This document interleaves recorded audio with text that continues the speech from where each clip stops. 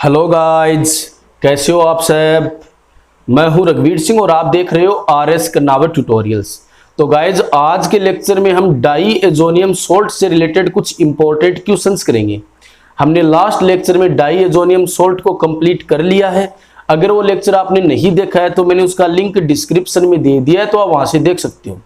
तो guys, question से start करते हैं। तो देखो, फर्स्ट क्वेश्चन है कंप्लीट द फॉलोइंग रिएक्शन। तो दो रिएक्शन आपके पास, फर्स्ट में आपको बेंजीन डाइएजोनियम क्लोराइड की रिएक्शन एथेनॉल से करवानी है। तो देखो, बेंजीन डाइएजोनियम क्लोराइड को हम ऐसे लिख सकते हैं,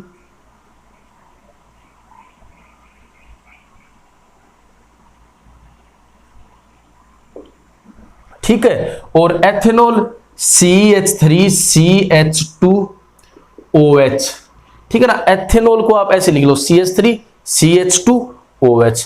तो आपको फर्स्ट ये करना है कि एथेनॉल से ये दोनों हाइड्रोजन बाहर निकाल लो आप। तो जैसे ये दोनों हाइड्रोजन आप बाहर निकालोगे ना, तो यहां पर नया बॉन्ड जनरेट हो जाएगा। कहने का मतलब आपके पास एल्डिहाइड बन जाएगा। देखो, CH3CH डबल बॉन्ड O, ठीक है। तो एल्डिहाइड बन गया। अब एक हाइड्रोजन दो आप इस क्लोराइड को, Cl माइनस को आप एक हाइड्रोजन दो, कहने का मतलब आपके पास HCl भी बन गया।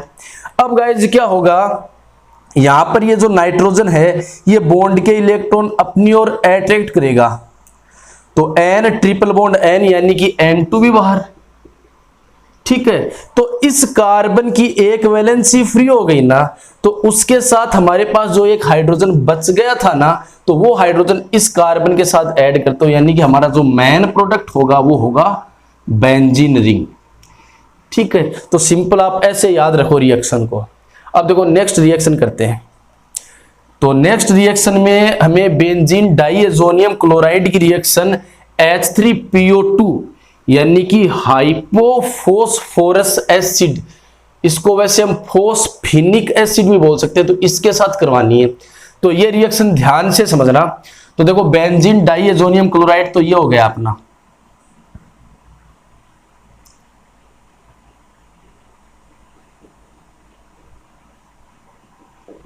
और H3PO2 को ऐसे लिखो आप P double bond O, OH, H और H, ठीक है ना।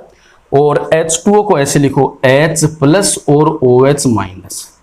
तो गाइस, ध्यान रखना कि जो जो मैं बाहर निकाल लूंगा ना, तो उनको यहां से साफ कर दूंगा। जैसे मैं H प्लस और Cl माइनस को बाहर निकाल रहा हूं, तो HCl बाहर हो गया।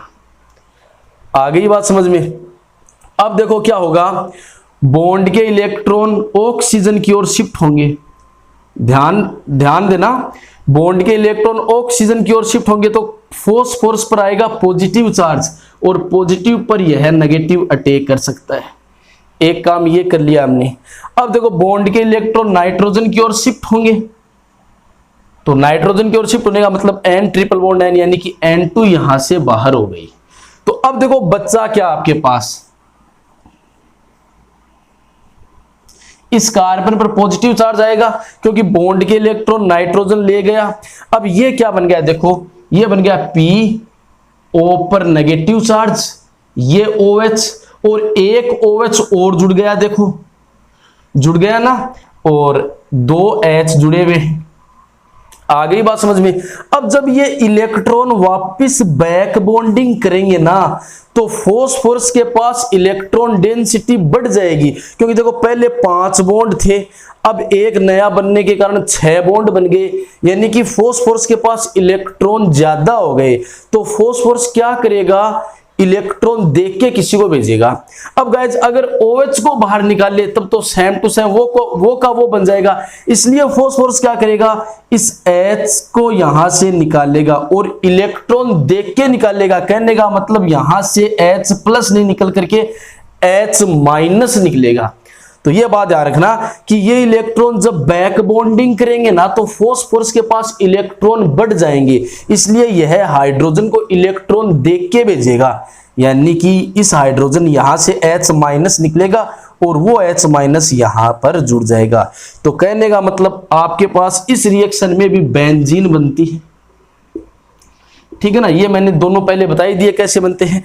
अब देखो इसका क्या बन गया वो देखो, ध्यान देना, P डबल बॉन्ड O, ये लो P डबल बॉन्ड O, इससे 2 OH लगे हुए हैं, ये 2 OH, ठीक है, एक H निकल गया, एक H है, ये लो।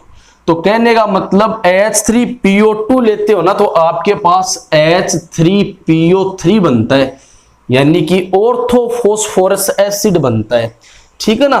तो अब आप रिएक्शन को कंप्लीट कर लेना।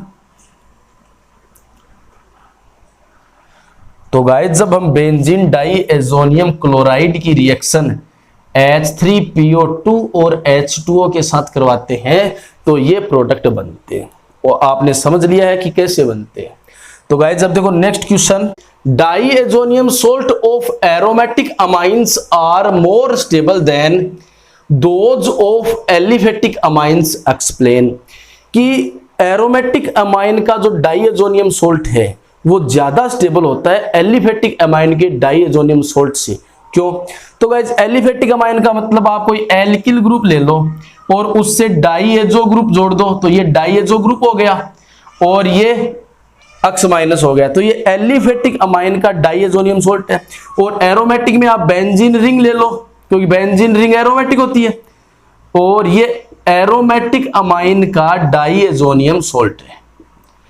अब वैसे तो देखो दोनों ही अनस्टेबल होते हैं, लेकिन अगर हम दोनों का कंपैरिजन करें ना तब ये ज्यादा स्टेबल है इससे, क्योंकि इसमें देखो इसमें रिजोनेंस होता है, तो यह रिजोनेंस के कारण थोड़ी बहुत स्टेबिलिटी एक्वायर कर लेता है, लेकिन इसमें कोई रिजोनेंस नहीं है। ये नाइट्रोजन है वो इलेक्ट्रॉन अट्रैक्ट करेगा और N2 बाहर निकल जाएगी, मतलब यह बिल्कुल भी स्टेबल नहीं है। अब देखो यह थोड़ा बहुत क्यों स्टेबल है, इसका कारण रिजोनेंस है, तो वो रिजोनेंस बना करके दिखाता हूं मैं आपको। तो देखो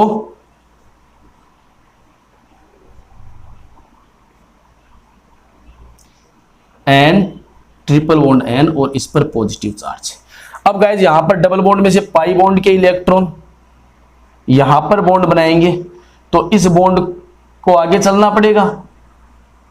वैसे ये बातें मैंने लास्ट लेक्चर में भी बताई हैं। तो देखो यहां पर बन गया पॉजिटिव चार्ज, ठीक है, यहां पर बन गया डबल बॉन्ड, और ये डबल बॉन्ड यहां पर बन गया नेगेटिव चार्ज, और ये ऐसा का ऐसा पॉजिटिव चार्ज। अब गाइज देखो अगर यहां पर डबल बॉन्ड में से पाई बॉन्ड के इलेक्ट्रॉन यहां पर बॉन्ड बनाएंगे तो यहां पर पॉजिटिव चार्ज आ जाएगा, और थोर पेरा पर आता है पॉजिटिव चार्ज, तो यहां पर आ गया पॉजिटिव चार्ज, यहां पर बन गया बॉन्ड देख लो, ठीक है, और ये ऊपर वाले ऐसे के ऐसे, ठीक है, और ये पॉजिटिव चार्ज। अब गाइज यहां पर डबल बॉन्ड में से पाई बॉन्ड के इलेक्ट्रॉन अगर यहां पर बॉन्ड बनाएंगे ना तो पॉजिटिव चार्ज यहां पर आ जाएगा,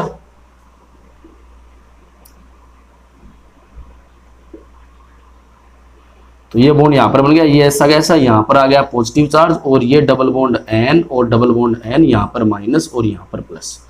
अब गाइज लास्ट में क्या होगा, देखो ये डबल बॉन्ड है, इसमें से पाई बॉन्ड के इलेक्ट्रॉन वापस यहां पर बॉन्ड क्रिएट करेंगे ना, तो ये इलेक्ट्रॉन वापस यहां पर बॉन्ड बना लेंगे, तो आपके पास लास्ट स्ट्रक्चर ये बनेगी। देखो अंदर वाले बॉन्ड चेंज हो जाएंगे, और ये पॉजिटिव चार्ज, ठीक है ना। तो देखो यह क्यों स्टेबल होता है, जो एरोमेटिक अमाइन का डाइएजोनियम सोल्ट है वो रिजोनेंस के कारण स्टेबिलिटी एक्वायर करता है, ठीक है। तो जब ये क्वेश्चन आ जाए तो आपको रिजोनेटिक स्ट्रक्चर भी बना करके दिखानी है, तो आप ये बना लो। तो गाइस देखो नेक्स्ट क्वेश्चन है, कंप्लीट द फॉलोइंग कन्वर्जन। तो फर्स्ट कन्वर्जन क्या है, एनिलीन से हमें 2,4,6 ट्राइब्रोमोफ्लोरोबेंजीन बनानी है। कहने का मतलब देखो ये तो हमारी एनिलीन है, ध्यान से समझना, ये तो अपनी एनिलीन है और इससे हमें बनाना है फ्लोरोबेंजीन बनानी है ना, देखो फ्लोरोबेंजीन, तो ये तो हो गई फ्लोरोबेंजीन, इसकी 2,4,6 पर ब्रोमो है, तो ये ब्रोमो ब्रोमो और ये ब्रोमो। तो गाइज एनिलीन से हमें ये बनाना है, तो सबसे पहले तो एनिलीन का आप ब्रोमिनेशन करवाओ, सबसे पहले आप एनिलीन का ब्रोमिनेशन करवाओगे ना तो 3Br2 लोगे, ठीक है, तो ये इलेक्ट्रोफिलिक सब्स्टिट्यूशन है। ठीक है, तो Br जो है वो ऑर्थ और पैरा पोजीशन पर ऐड हो जाएंगी। तो ये लो, तो यहां पर ब्रोमीन ऐड हो गए। ठीक है, अब इसका डाइएजोनियम सोल्ट बना लो आप। तो डाइएजोनियम सोल्ट बनाने के लिए आप जानते हो कि सेंड माई रिएक्शन करते हैं हम NaNO2 और HCl लेते हैं। तो इसका बन गया डाइएजोनियम सोल्ट। तो ये लो, यहां पर डाइएजोनियम सोल्ट बन गया। गाइस ये लास्ट लेक्चर्स में इनके मैकेनिज्म मैं बता चुका हूं, तो यहां पर तो हम डायरेक्ट रिएक्शन ही करेंगे। तो ये डाइएजोनियम सोल्ट बन गया। अब इसकी रिएक्शन आप फ्लोरोबोरिक एसिड के साथ, तो याद करो लास्ट लेक्चर में हमारी बाल्ज-सीमान रिएक्शन आई थी, तो पूरी बताई थी मैंने। ठीक है ना, तो यहां पर जो है वो देखो HCl निकल जाएगा, यहां से एक BF3 निकल जाएगा, तो F माइनस अकेला बच गया ना यहां पर, यहां से N2 निकल जाएगी, तो ये जो F माइनस है वो यहां पर लग जाएगा। तो आपके पास ये बन गया, ये फ्लोरो लग गया और ये ब्रोमो, ऑर्थ और पैरा पोजीशन पर ब्रोमो। तो गाइज ये कन्वर्जन है, तो आप फटाफट इसको लिख लो। अब देखो नेक्स्ट कन्वर्जन है क्लोरोबेंजीन से पैरा क्लोरो एनिलीन, यानी कि ये अपना क्लोरोबेंजीन है, इससे बनाना है पैरा क्लोरो एनिलीन। अगर आप इसको एनिलीन मान रहे हो ना, तो ऑर्थो मेटा और पैरा, तो पैरा क्लोरो एनिलीन हो गई ना। तो गाइज आप इसका करो नाइट्रेशन, ये भी इलेक्ट्रोफिलिक सब्स्टिट्यूशन ही है। आप इसका नाइट्रेशन करोगे ना HNO3 और H2SO4, नाइट्रिक एसिड के साथ रिएक्शन करवाओगे H2SO4 की प्रेजेंस में, तो ऑर्थो नाइट्रोक्लोरोबेंजीन बनेगा और पैरा नाइट्रोक्लोरोबेंजीन बनेगा। तो ऑर्थो नाइट्रोक्लोरोबेंजीन से तो हमें मतलब नहीं है, यहां पर हम तो पैरा नाइट्रोक्लोरोबेंजीन ले लेंगे। ठीक है, अब इसका आप रिडक्शन करवा दो, तो रिडक्शन करवाओगे तो आप 6 हाइड्रोजन यूज करोगे। कितने हाइड्रोजन यूज करोगे? 6 में से 4 हाइड्रोजन, तो 2 ऑक्सीजन को दो, तो 2H2O बाहर हो गए। अब 2 हाइड्रोजन बच गए ना, 6 में से 4 तो मैंने ऑक्सीजन को दे दिए, तो ये बाहर हो गया। अब 2 हाइड्रोजन दो आप नाइट्रोजन को, तो ये लो, तो आपके पास ये बन गया। तो ये पैरा क्लोरो एनिलीन बन गई। अब देखो नेक्स्ट क्वेश्चन है बेंजिल क्लोराइड। तो बेंजिल क्लोराइड गाइज ये है, ठीक है, इससे बनाना है हमें 2 फेनिल, इसका मतलब 2 कार्बन होंगे, ये लो, और एथेनेमाइन, ये लो, ये बनाना है हमें। ठीक है ना, देखो ये अमाइन है तो 1 2, तो 2 पर फेनिल एथेनेमाइन है, ये बनाना है। तो पहले तो आप इसकी रिएक्शन पोटेशियम साइनाइड से करवा दो, ये लो, इसकी रिएक्शन हम करवाएंगे पोटेशियम साइनाइड के साथ, तो KCl बाहर हो जाएगा और आपके पास बन गया CH2 और C ट्रिपल बॉन्ड N, है ना। CN को मैंने ऐसे लिख दिया है। अब इसका रिडक्शन करवा दो तो हो गया। तो रिडक्शन करवाओगे ना, तो रिडक्शन में आप पाई बॉन्ड ब्रेक करते हो और हाइड्रोजन ऐड करते हो, तो 2 बॉन्ड ब्रेक कर दो, क्योंकि ट्रिपल बॉन्ड में 2 पाई 1 सिग्मा, तो दोनों पाई बॉन्ड ब्रेक कर दो, 2 हाइड्रोजन इसके साथ और 2 हाइड्रोजन इसके साथ, तो आपके पास बन गई भी, तो 2 फेनिल एथेनेमाइन, है ना। देखो 2 हाइड्रोजन इसके साथ ऐड कर दिया मैंने और 2 हाइड्रोजन इसके साथ ऐड कर दिया। तो गाइज इनको लिख लो। तो गाइज नेक्स्ट क्वेश्चन है व्हाट इज डाइएजोटाइजेशन। तो डाइएजोटाइजेशन का मतलब है कि बेंजीन रिंग पर डाइएजो ग्रुप का जुड़ना, और डाइएजो ग्रुप ये होता है, देखो इस ग्रुप को हम डाइएजो ग्रुप बोलते हैं, ठीक है ना।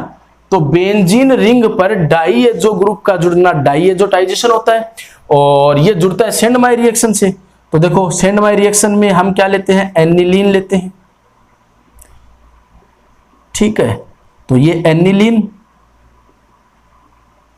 और इसकी रिएक्शन हम करवाते हैं सोडियम नाइट्राइट और हम 2 मोल लेते हैं HCl। तो मैकेनिज्म आप लास्ट लेक्चर में पढ़ चुके हो।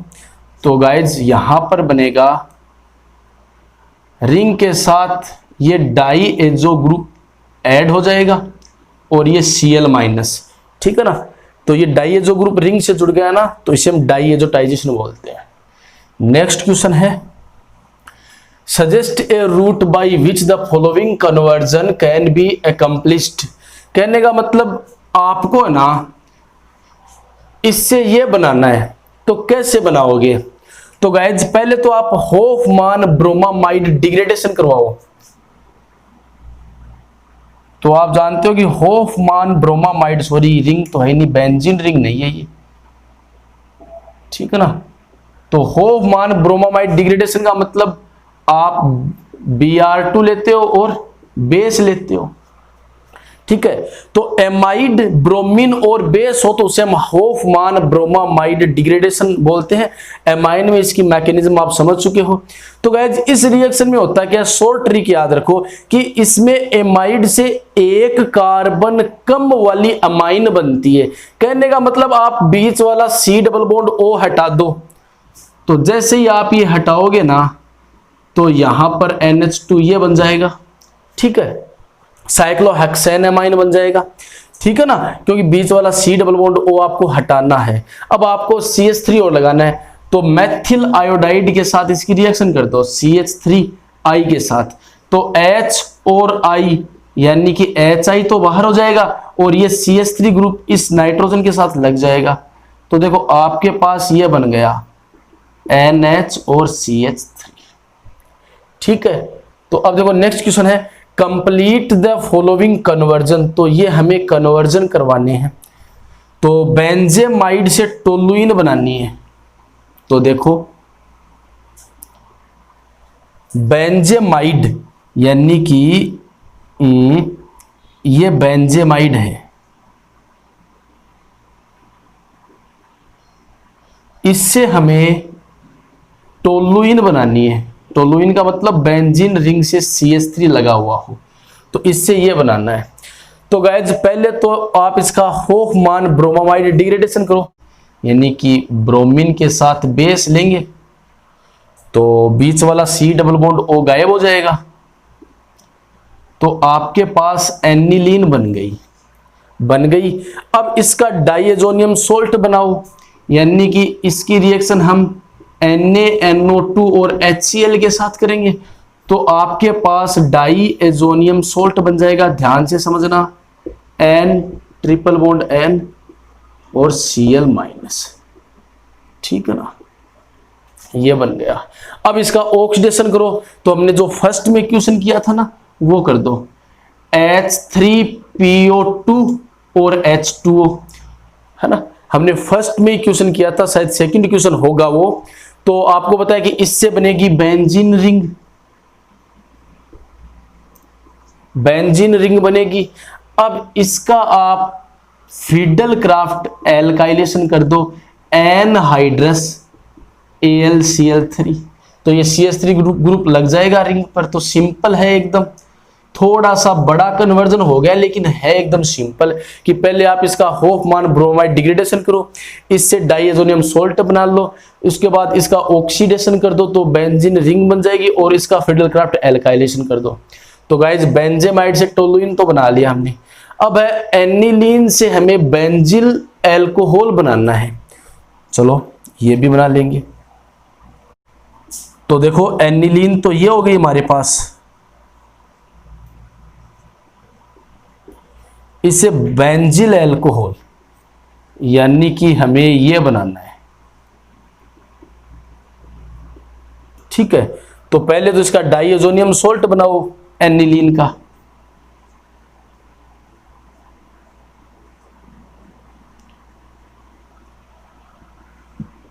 तो डाइएजोनियम सोल्ट हम NaNO2 और HCl से बनाते हैं। तो हमारे पास ये डाइएजोनियम सोल्ट बन गया, इससे दोबारा बेंजीन बना लो,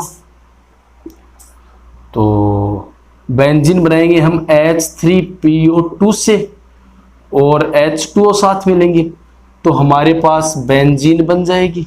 सेम टू सेम वैसा का वैसा ही। उसके बाद फ्रीडल क्राफ्ट एल्काइलेशन कर दो एनहाइड्रस AlCl3 से, तो टोलुइन बन जाएगी। ये तो सेम टू सेम वैसा का वैसा है, तो हमारे पास टोलुइन बन गई ना। अब इसका आप सनलाइट की प्रेजेंस में क्लोरीनेशन करवा दो। ये सनलाइट है तो क्लोरीनेशन करवाओगे ना तो Cl और HCl तो बाहर हो जाएगा, ठीक है, और ये Cl लग जाएगा CH, मतलब इस कार्बन के साथ Cl लग जाएगा। तो कहने का मतलब आपके पास ये बन गया CH2 और ये Cl। अब इसका आप हाइड्रोलिसिस एक्वस KOH से करवा दो तो KCl बाहर हो जाएगा और आपके पास बेंजील एल्कोहल बन जाएगा, देख लो चाहे।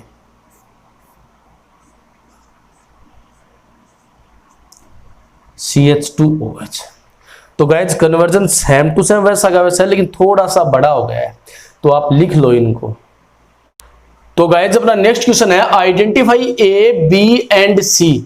तो दोनों रिएक्शन में हमें A, B, C को आइडेंटिफाई करना है, उनकी स्ट्रक्चर बतानी है। तो फर्स्ट रिएक्शन देखते हैं। देखो बेंजीन डाइएजोनियम क्लोराइड है, तो ये अपना हो गया बेंजीन डाइएजोनियम क्लोराइड। इसकी रिएक्शन आप करवाओगे CuCN से, क्यूप्रस साइनाइड से। तो Cu और Cl यानी कि ये तो बाहर हो गया। उसके बाद बॉन्ड के इलेक्ट्रॉन नाइट्रोजन की ओर शिफ्ट होंगे, तो N2 बाहर हो गई। तो आपके पास साइनोबेंजीन, ये साइनाइड बच गया ना, देखो बस ये दोनों बाहर हो गए, N2 बाहर हो गई, तो साइनोबेंजीन बन गई आपके पास। तो गाइज ये साइनोबेंजीन, ठीक है। तो ए तो पता लगा लिया हमने कि यह तो साइनोबेंजीन है। अब साइनाइड का ध्यान रखना, हाइड्रोलिसिस करोगे ना आप, कंप्लीट हाइड्रोलिसिस, देखो सिर्फ H+ और H2O दिया हुआ है ना, इसका मतलब अगला कंप्लीट हाइड्रोलिसिस करवाना चाहता है। क्योंकि अगर पार्शियल हाइड्रोलिसिस करवाना चाहेगा तो वो देगा कि आपको पार्शियल हाइड्रोलिसिस करना है, तो कुछ नहीं दिया हुआ है, केवल हाइड्रोलिसिस दिया हुआ ना, इसका मतलब कंप्लीट हाइड्रोलिसिस करना है। और साइनाइड का जब हम कंप्लीट हाइड्रोलिसिस करते हैं तो हमारे पास कार्बोक्सिलिक एसिड बनता है, तो ये हमारे पास बेंजोइक एसिड बन गया। कंप्लीट हाइड्रोलिसिस का मतलब होता है वाटर के 2 मॉलिक्यूल लेने आपको, ठीक है ना। तो 2 मोल, चलो मैं करके बता देता हूं कंप्लीट हाइड्रोलिसिस। आपको 2 मॉलिक्यूल लेने हैं वाटर के। तो देखो,